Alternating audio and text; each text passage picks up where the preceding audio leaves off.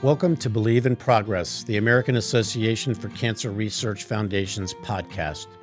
Join us as we share stories of hope and inspiration that will lift your spirits and remind you that no matter how difficult the journey may be, there's always hope. We will explore the latest breakthroughs in cancer research and hear from leading experts who are working tirelessly to find new treatments and cures in the fight against cancer. Believe in Progress isn't just about the science of cancer, it's about the human side of this disease. We'll hear from cancer survivors who have overcome incredible odds to beat cancer, thanks to the groundbreaking research and innovative treatments that are changing the landscape of cancer treatment. Join us on this journey of hope and progress. Subscribe to Believe in Progress, the AACR Foundation podcast today. Together, we can make progress in the fight against cancer and bring hope to those who need it most. Trevor Maxwell, 45, has been living with stage 4 colon cancer since March of 2018. He's undergone 5 major surgeries, chemotherapy, immunotherapy, and a clinical trial. He lives in Maine with his wife and 2 teenage daughters. In January of 2020, my friend Trevor founded Man Up to Cancer, a purpose-driven company and support community that inspires men to connect and avoid isolation during their cancer journeys. Man Up to Cancer consists of a podcast, website, annual retreat, chemo backpack program, and a Facebook group with nearly 2,000 men impacted by cancer. Trevor has a background in newspaper journalism and has written a book, A Man's Guide to Living with Cancer. Man Up to Cancer has partnerships with CGen, Cure, MJ Life Science, and many, many very important organizations. As a patient advisor, Trevor serves on advisory boards for CGen, WCG Clinical, and Blue Note Therapeutics. Trevor, welcome to the AACR podcast, and thank you so much for being here today. Oh my gosh, thank you, Mitch. You make me seem really important. That was a great intro. Hey, I'm happy to be here with you. Always good to spend time with you, Mitch. Thank you. Well, you're a very important guy. But before we start our discussion, I'm going to ask those of you who are listening to this episode or watching this episode on our YouTube channel to please consider subscribing to our podcast, sharing this episode with a friend, and heading over to our website, aacr.org, to consider making a donation. When you donate to the AACR, your investment in life-saving cancer research propels the important work of the more than 54,000 members of the AACR in driving progress against cancer. You can support life-saving cancer research with any donation you make today. Well, welcome again, my friend. And you and I have known each other now for it's got to be two years, maybe 3 years. We met kind of virtually during the pandemic, and I had the good pleasure to have a conversation with you. Tell me a little bit about when you first were diagnosed with cancer. I've read the book, and there's a lot in there, but I'd love for people to get a little bit of background on your cancer story. Yeah, of course. 2 things before I dive into that. Number 1, thank you, Mitch, personally and professionally with the AACR for just supporting me in my own personal cancer journey, and also in supporting Man Up to Cancer as a partner. It has been a great relationship, and I'm really grateful for that. And then secondly, let me say, I wouldn't be alive today. I wouldn't be doing this show without cancer research. I'm almost 5 years into a stage 4 colon cancer diagnosis. And thanks to immunotherapy, thanks to advances in surgical techniques, like the surgeries I've had weren't even available a couple decades ago. The immunotherapy that saved my life wasn't available maybe even 5 years ago. Or 10 years ago, definitely. So I'm just, talking about cancer research fires me up because I'm here with my family because of that. And I'm still in the trenches. I still have, I'm still dealing with some cancer, but there's no way that I'd be here without those advances. So shout out to all the pioneers, all the folks that AACR has relationships with and supports. This is real, right? I have my wife and I live in Cape Elizabeth, Maine. We have 2 teenage daughters, and I was diagnosed at age 41 in 2018. They were 12 and 10.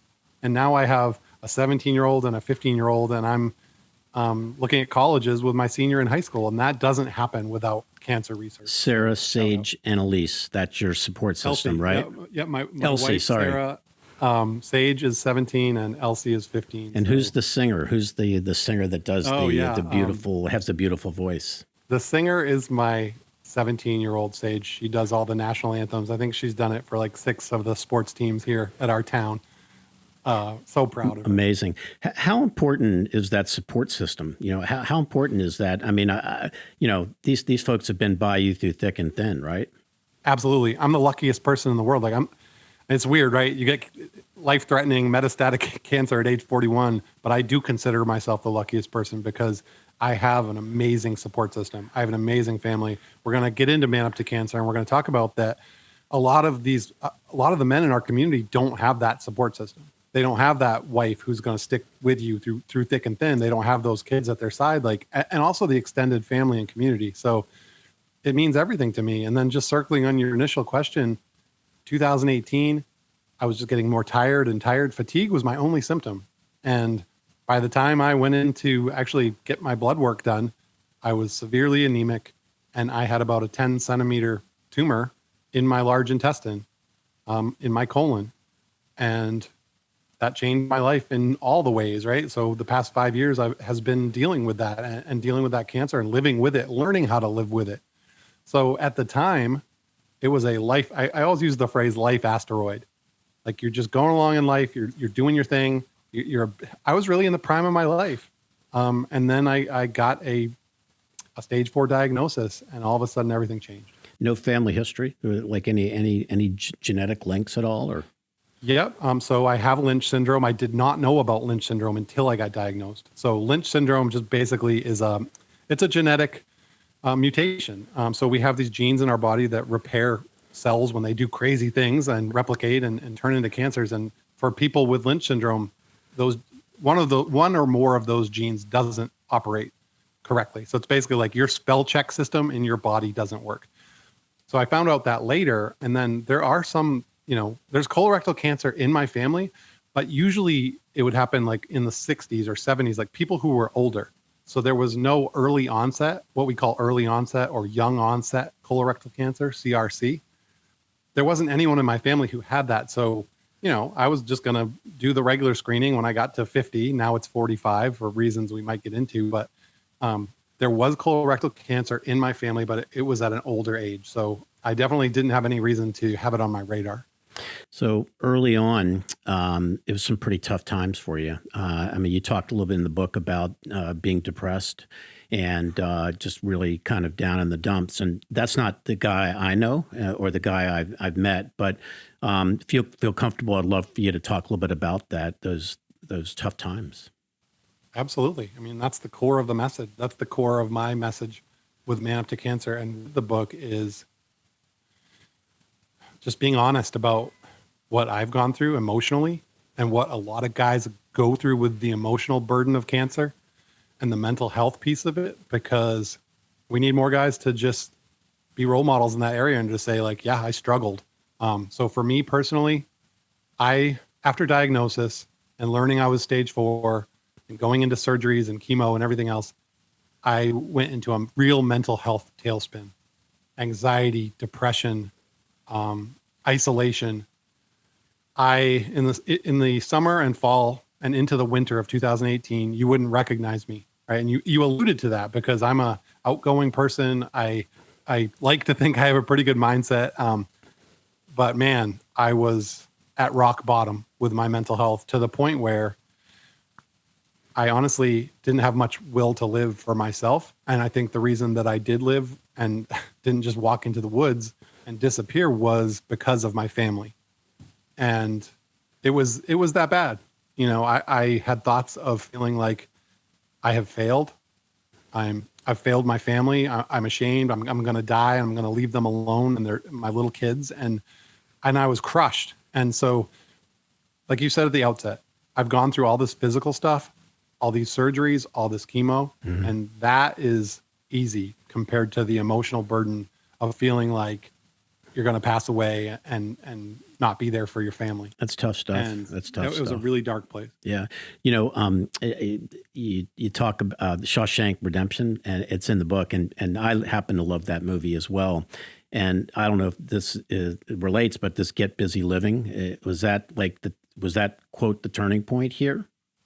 Yeah, I mean, as I say in the book, I'll condense it real quick, but I was so depressed and to the point where I just couldn't function. And I had this really important conversation with my wife right around Christmas 2018, where I said, I'm so terrified that, I just can't get over this idea that I'm going to die and my kids are going to remember me as sick. And she looks at me, and this was the moment I'll always remember. And she looked at me, she said, Trevor, I'm not worried they're going to remember you as sick. I'm worried they're going to remember you as sad. And that was the moment that, again, I tell this all the time. I couldn't snap my fingers and say, I'm better now. I'm out of my mental health pit. Like I see now that I need to be better. But it was the moment where I looked at her and I said, you know what? You're right. Because I'm not a sad person. Like that's not who I am. And it's not how I want to be remembered. So it doesn't matter if I live another year or another 40. I'm going to do everything I can to live with joy and purpose. And it's not going to happen overnight, but I'm going to do something tomorrow, the next day, every day to get back to that, to be that person that I want to be the husband and the dad I want to be. And that was, like you said, that was the get busy living moment where I knew that I needed help. And that was that's a huge barrier for a lot of guys, is to get to that point to say, I can't do this on my own. Like I'm at that place to say like, hey, I'm in a hole and I need some hands. Why is that such a problem for us guys? Is it because we're macho, or what's the deal? Ego? That's how we're taught. Yeah, it's how we're raised. I think we are raised as men to feel like if a challenge comes along, you just rise to the occasion. You're not supposed to burden others. You're not supposed to need help. Like you're supposed to there's this ethos of rugged individuality in the American culture that says, for a man, be tough, get through it. Don't talk about it. You can handle it. But the issue is, if you look around at all the great things that have been done in mankind, whether it's building cities, anything else, it's all collaborative, right? Basketball, you think of my teams, the teams you're on as a kid, right? You don't do those things alone. Teamwork gets you where you want to be. And it just, I just feel like most of us guys are taught from an early age that, to be a man means that you shouldn't have to need help in your life. And it's a false narrative. So you're wearing a hat, and that hat says "Man Up to Cancer." So this is something it's very important, and it's very special to you, and it's special to me and to many other people out there. Tell our audience a little bit about Man Up to Cancer. What was what was the light bulb what was the switch that went off for you, and tell us a little bit about the group if you don't mind. Absolutely. Thank you.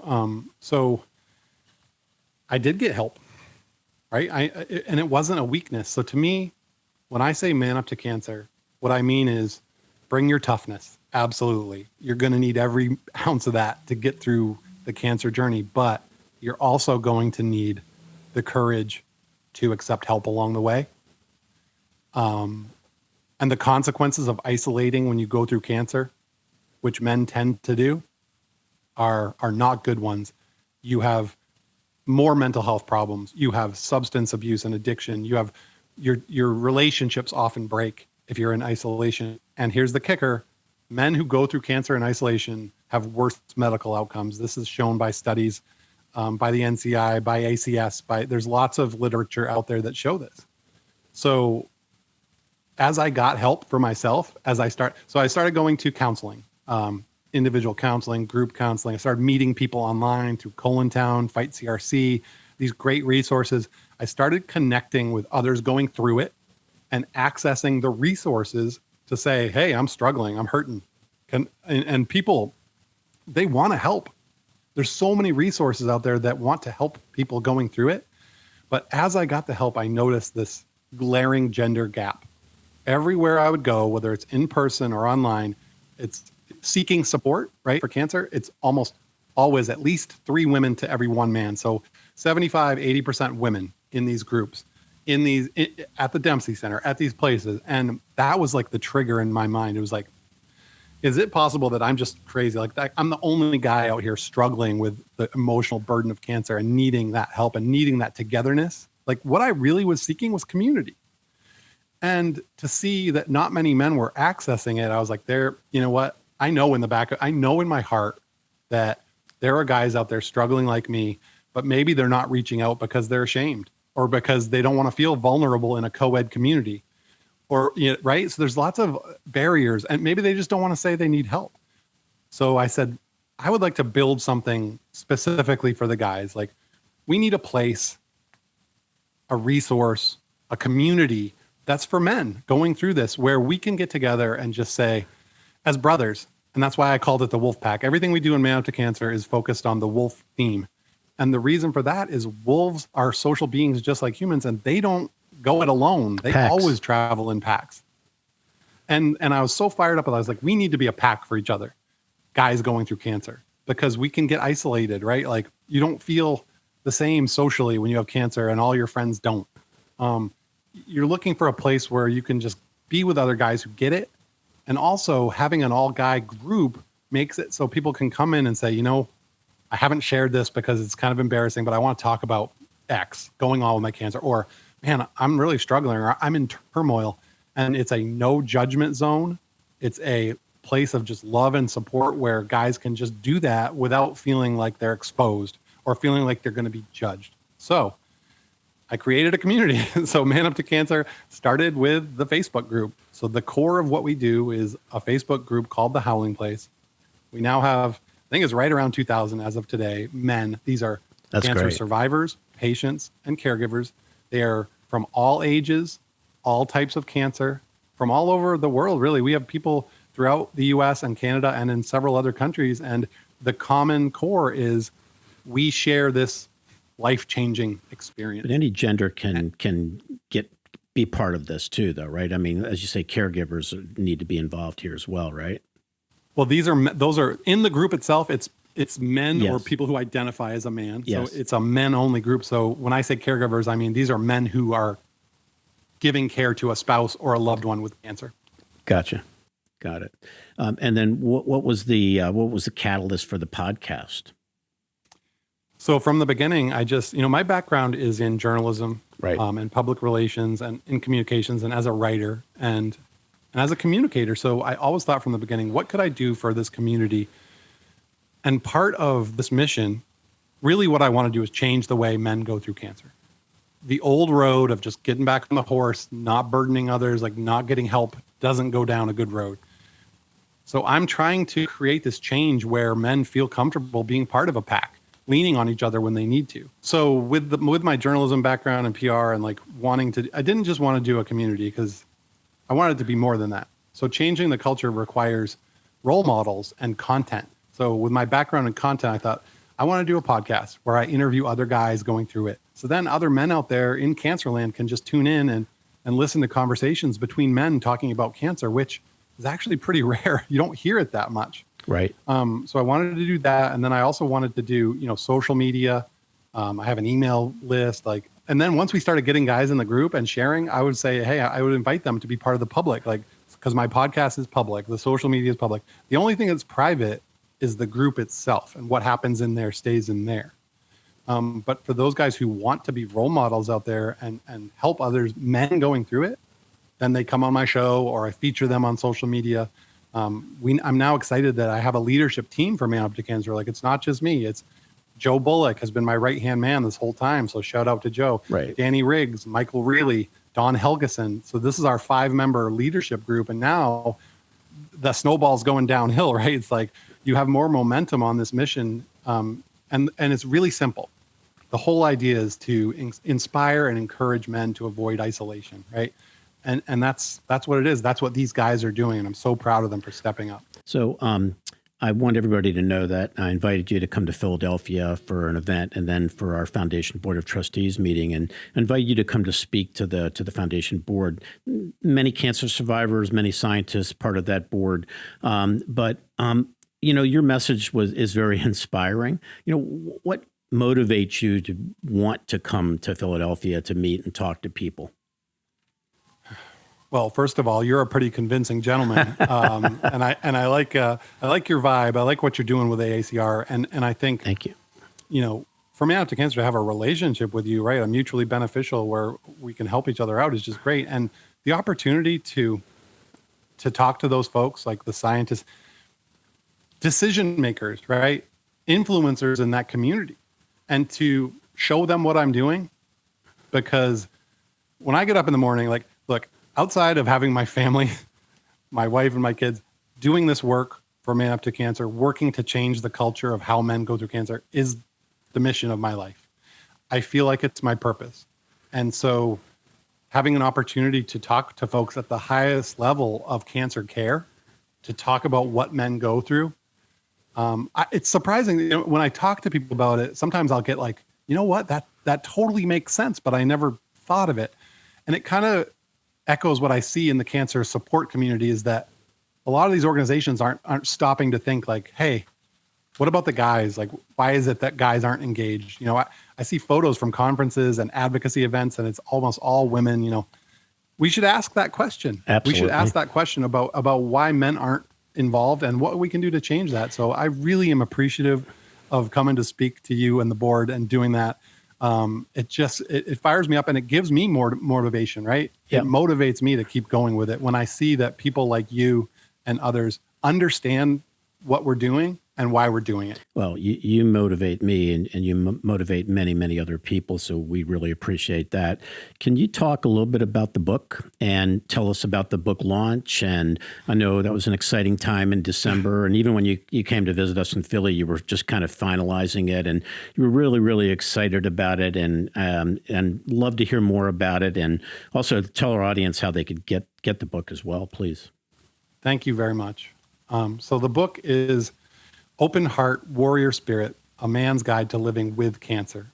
And it's only available on Amazon. So all you need to do is just go on Amazon, search it up, Trevor Maxwell, or the title, Open Heart, Warrior Spirit. And the genesis for the book, well, first of all, I had the window to do the book because last summer, 2022, I had another debulking surgery, cytoreductive surgery. It's basically where my surgeon, my amazing surgeon, Dr. Cusack at Mass General, goes in, opens up my giant zipper basically on my abdomen, and takes out whatever cancer he can see in there, and then puts me back together. Wasn't that like, I think I saw you in Chicago, and I think like a week later you were going to go take the trip to Mass General for the operation. That's what we're talking about, right? Yep, exactly. I met you at ASCO, and then the next week I went to Mass General. Dr. Cusack has now done 2 of those procedures on me, and extending my life. He's amazing. And so I recovered from that really well, and my blood work looked good. And I just told my wife, I was like, look, I want to write this book. I have a book in my head that I want to get written. And the reason I want to write it, well, 2 reasons. Number 1, and first of all, is my family, my children. I don't know what's happening. I don't know. I can't control my cancer 100%. I don't know what's going to happen with this over the next couple of years or so, right? So I wanted to do this as a legacy piece, to put my journey and what it meant to me and in one place, so that, no matter what happens with my life, that they'll always have this book, and hopefully many others, to look at and say, you know what? My dad got knocked down. And I remember when my dad was depressed and anxious, and he couldn't function, but he got up and he did something that was really meaningful for himself and for others. And that's what I wanted to do by putting down my journey in the page. Secondly, I've been in the trenches for almost 5 years, like I said, and I like to think that I've learned a lot. Like I do have some wisdom from what I've gone through, and it doesn't do me any good if I'm not sharing it. So I wanted to just put down sort of what I've been through. And it's also not a memoir. Like the whole book, it does go through my journey, but the whole book is about this idea of men and isolation. Why do men isolate when they go through cancer? The background on that. Why is that a problem? And then what we can do about it. And then also with my journey kind of overlaid in that, and also interviews with so many people from Man Up to Cancer and beyond. Like there's lots of stories in there of other people and how they cope. So I really wanted to give people some practical guidance without saying, here's my system, here's how to do this. Here's how to beat cancer. No. That's not it. It's here's some of the things that I've learned along the way. You might be feeling this way too, or this is something that might help you. It's a great resource. No doubt about it. How's it going? I mean, how are things going? The response has been overwhelming. Oh, great. I've been inundated. I still have correspondence that I need to get to about more than a month later. And I think as of now, we've sold close to 800 copies. And for an independently published book without a budget behind it, really, like a little bit, but for an independently published book on Amazon to get that kind of traction, that's great.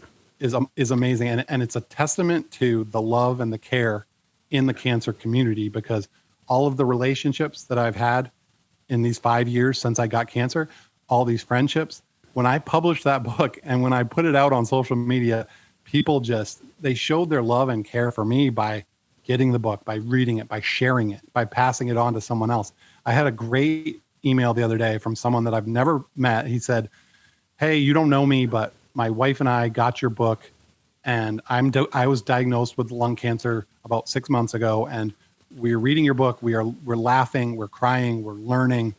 We feel like we're on the journey with you, and we just want to thank you for being honest." I think really that's the key to the book, is just it's really honest. It puts everything out there, and to get that email from that couple was so affirming, because that's what I want. He said, "It feels like we're just having a conversation with you." And that's what I really want. That's awesome. Well, you definitely are an honest broker. I have a couple more things, and then we'll wrap it up. But how's your health right now? What's the status of your health? How you doing? I mean, I saw you working out. I see you out, hiking, and I love that. I think it's fantastic. But what's going on? Again, thank you for asking. And I'm really lucky again, because with everything that I've gone through, I'm actually, right now I have a hall pass. So I had my last surgery in June. I have some lymph nodes and some little implants. So here's what happened. The disease started out in my large intestine. It spread to my liver, and then it also spread throughout my abdomen, this peritoneum.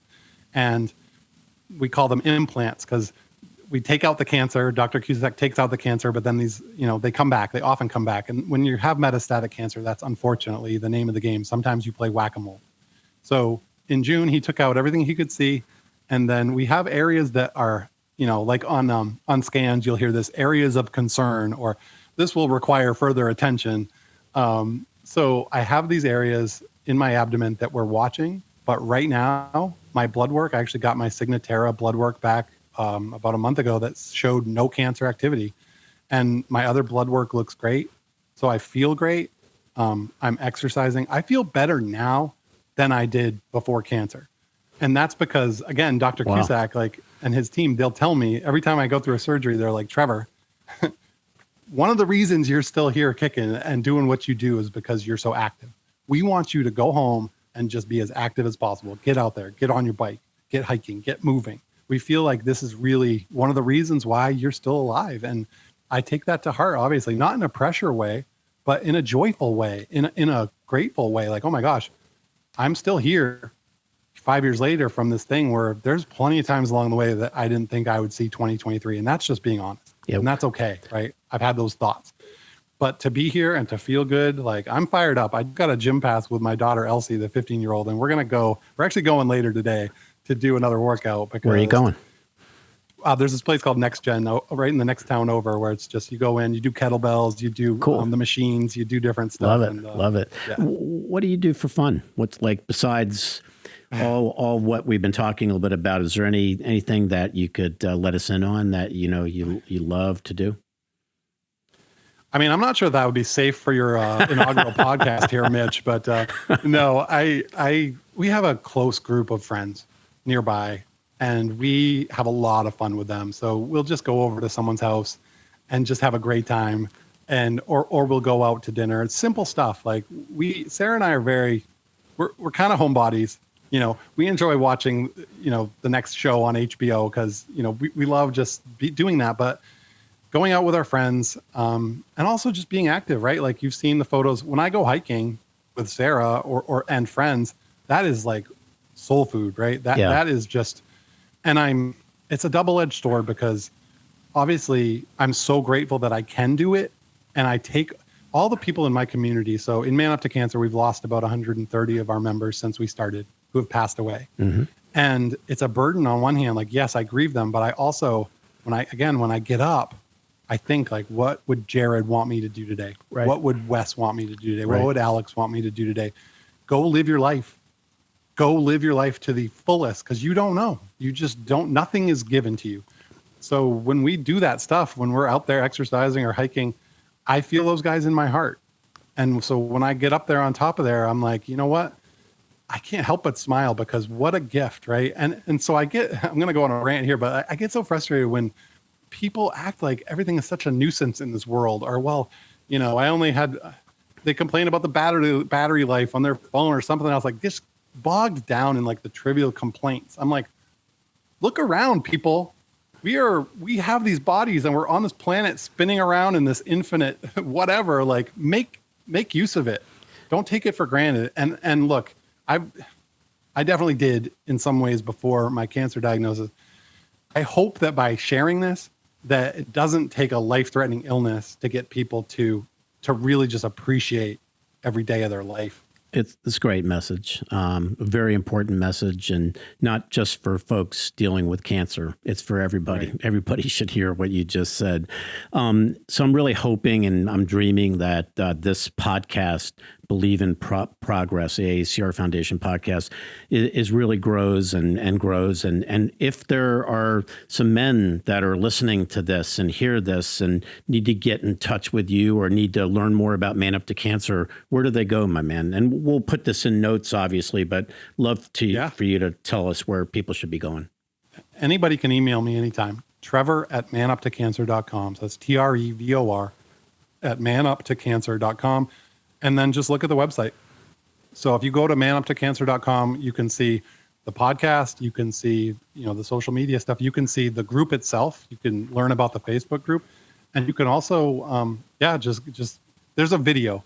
We did a John Waller, shout out to John Waller. Great video. He is a stage 4 warrior from Oregon. He's in the trenches right now. John, we love you. He came to, and Marty Murphy set this all up. From Cure last year, but John Waller came to our Gathering of Wolves retreat in New York last September. He produced a 5-minute professional. He's a filmmaker. He goes and climbs mountains around the world and makes films. He produced a 5-minute film about Man Up to Cancer that will give everyone the background about what we do and who we are. And if you go to manuptocancer.com, it's right there, front and center. Just check out the video. I guess that's probably the gateway, right?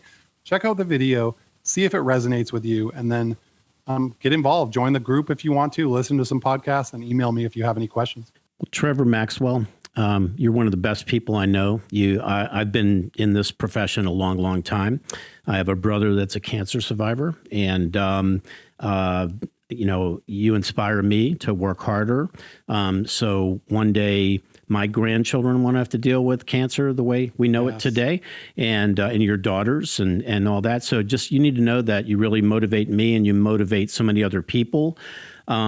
Keep doing what you're doing, brother, because I love it, and you've got a great message, and I want you to keep going, and I'm here to help you. You know, I've got your back, and we're going to continue to support you. Thank you so much for helping me with this very first podcast. I was really excited, and it was a no-brainer for me who would be my first guest. I said, it's going to be the one and only Trevor Maxwell. I promised myself I wouldn't cry over here, Mitch. And look what you're doing to me. Like, don't make me cry, please. No, yeah, I know. It happens very easily. Your podcast is going to be successful. I congratulate you on doing it. It means a lot. And to be here with you on the first run, thank you. Well, we're going to need your help and look to you to help us, build this audience as well. And as always, I'll be with you all the way. So absolutely, whatever I can do, you let me know. You know that. Thank you so much. Give your family my best. I really want to meet those young ladies, and they're probably really special, and it would be great for me one day to meet them. But hope you have a wonderful day, and we'll talk soon, my friend. Thank you. Thank you, Mitch. All right, take care. Once again, thank you to our listeners, supporters, and donors. Remember, your support drives the progress against cancer. Once again, please consider subscribing to our podcast, sharing this episode with a friend, and heading over to our website, aacr.org. That's aacr.org to consider making a donation. Thank you for listening to Believe in Progress, the AACR Foundation podcast. Thank you all and have a great day. Thanks, Trev.